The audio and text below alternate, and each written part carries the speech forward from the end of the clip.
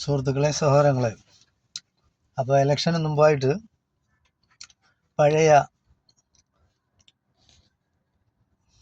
പഴയ വീഞ്ഞ് പുതിയ കുപ്പിയിൽ ഇറക്കി എന്ന് പറഞ്ഞ് കേട്ടിട്ടില്ലേ? അതുപോലെ നേരത്തെ ഉമ്മൻചാണ്ടി പിന്നെ എന്ന് പറയുന്ന മനുഷ്യസ്നേഹിയ കുപ്പിയിലാക്കാൻ വേണ്ടി നായർ സ്ത്രീയെ ഇറക്കി. നായർ സ്ത്രീയെ ഇറക്കി ക്രിസ്ത്യാനികളെ പൂട്ടാൻ. ഇപ്പോൾ അച്ചായത്തി ഇറക്കി ബാക്കി ഹിന്ദുക്കളെ പൂട്ടാൻ ഇറങ്ങിയിരിക്കുകയാണ്. അപ്പോൾ ഏത് തരം ചെറ്റത്തരവും രാഷ്ട്രീയത്തിലാകാം എന്നുള്ള ഒരു ധാരണ കേരളത്തിൽ പടർന്നിരിക്കുകയാണ്. കഴിഞ്ഞതിന് വിജയിപ്പിച്ച അതേ തന്ത്രം ഈ പ്രാവശ്യവും വിജയിപ്പിക്കാൻ നോക്കുകയാണ്. അപ്പോൾ ഇങ്ങനെ കുറേ തേവിടിച്ച് പെണ്ണുങ്ങൾ, നേരത്തെ സരിതാ നായർ അറിയാമല്ല, ഏത് തരക്കാരിയാണ്, എങ്ങനത്തവളാണ്, തുറന്നിങ്ങനെയൊക്കെ പറയണമെന്ന് ഒരു തേപിടിച്ച് പെണ്ണുങ്ങൾക്ക് പറയാൻ. നാട്ടിൽ തേപിടിച്ച് എന്ന് പറയുന്ന ആരെയാണ്? പച്ചയ്ക്ക് മലയാളത്തിൽ ഞാൻ പറയാണ്. അതായത് അന്യപുരുഷന്മാരുമായിട്ട് കിടക്കിട പങ്കിടുന്ന ആരും, സ്വന്തം ഭർത്താവല്ലാതെ ആരുമായിട്ട് പങ്കിട്ടാലും അവളെയൊക്കെ നാട്ടിൽ അറിയപ്പെടുന്ന തേപിടിച്ചുകളെന്നാണ്. അപ്പോൾ അതേ ഇതാണ് ഇപ്പോൾ ഈ റിനി ആൻഡ് ജോർജ്. അപ്പോൾ അവളെ അങ്ങനെ മാതാപിതാക്കൾ വിട്ടിരിക്കുകയാണ്. നീ എവിടെ പോയി എങ്ങനെ കാശുണ്ടാക്കി വന്നോ എന്നുള്ളതാണ് ഇപ്പോഴത്തെ ട്രെൻഡ്. അതാണ്, മാതാപിതാക്കൾ തന്നെ കൂട്ടു നിൽക്കുകയാണ്. അപ്പോൾ അവള് ആദ്യം ഇറങ്ങി രാഹുൽ മാങ്കൂട്ടത്തിന് ഒന്നും പറഞ്ഞില്ല, രണ്ട് മെസ്സേജ് വന്നതേ ഉള്ളൂ എന്ന് പറഞ്ഞ് സതീശൻ പിതാവാണ് കേക്ക് മുറിച്ചു കൊടുത്തു. ഇനി ഇപ്പോൾ അടുത്ത വരാൻ പോകുന്നത് സതീശൻ മിക്കവാറും പീഡിപ്പിച്ചു എന്ന് പറയാനായിരിക്കും. എന്തായാലും ശരി, നമുക്ക് കാത്തിരുന്ന് കാണാം.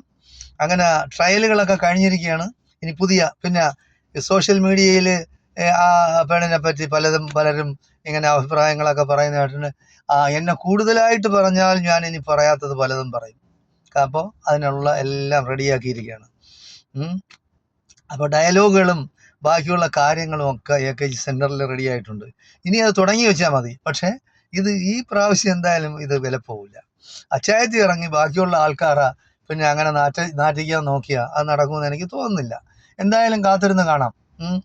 നമ്മുടെ വികൃതമായ മനസ്സിൻ്റെ ഉടമകളായ കുറച്ച് ആൾക്കാർ ഇവിടെ ഉണ്ട്. അപ്പോൾ ഈ പൈങ്കിളി കഥകളും അതും ഇതുകളും കേരളക്കാർക്ക് ഭയങ്കര ഇഷ്ടമാണ്. രാഷ്ട്രീയമായി പ്രബുദ്ധത ഉള്ളവരാണെങ്കിൽ പോലും ഈ പൈങ്കിളി കഥകളും പീഡന കഥകളും ഭയങ്കര ഇഷ്ടമാണ്.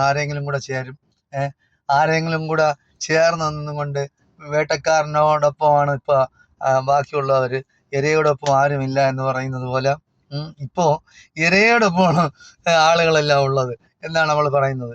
എന്തായാലും ശരി, നമുക്ക് വരുന്ന നാളുകളിൽ പല സംഭവങ്ങളും അങ്ങനെ ഇവിടെ ഉണ്ടാവും. എന്തൊക്കെയാണെന്ന് നമുക്ക് മുൻകൂട്ടി പ്രവചിക്കാനൊന്നും നോക്കില്ല. കാരണം പെണ്ണുങ്ങളെ ഇറക്കിയാണ് ഇപ്പോൾ രാഷ്ട്രീയത്തിൽ കളി നടത്തുന്നത്. എന്തായാലും ശരി, നമുക്ക് കാത്തിരുന്ന് കാണാം. നമ്മുടെ കേരളത്തിലെ അന്തരീക്ഷം മലീമസമാക്കാൻ കുറേ പെണ്ണുങ്ങളും കുറേ രാഷ്ട്രീയക്കാരും കൂടെ ഇറങ്ങിയിട്ടുണ്ട്. എന്തായാലും ശരി, വിജയിക്കുമോ വിജയിക്കില്ല എന്നുള്ളത് നല്ല ഇലക്ഷനിലും കാണാം, അതിന് മുമ്പായിട്ടും കാണാം. ഏതെല്ലാം തരത്തിലാണ് കേരളത്തെ മോശമാക്കാൻ ശ്രമിക്കുന്നത് നമുക്ക് കാത്തിരുന്ന് കാണാം. അതായത് ഇതിൽ കൂടുതലൊന്നും നമുക്ക് പറയാനില്ല. പെണ്ണുങ്ങളെ പറ്റി നമ്മൾ അനാവശ്യമായിട്ട് പറഞ്ഞു വേണമെങ്കിൽ നമ്മളെ വല്ലതും കേസെടുത്തോട്ടെ. ഇരിക്കുന്നവർ ജഡ്ജിമാർ, സ്ത്രീകളും പുരുഷന്മാരും ഒക്കെ ഉണ്ടല്ലോ ജഡ്ജിമാർ. എന്തായാലും അവരും ഇതൊക്കെ കാണാനല്ല.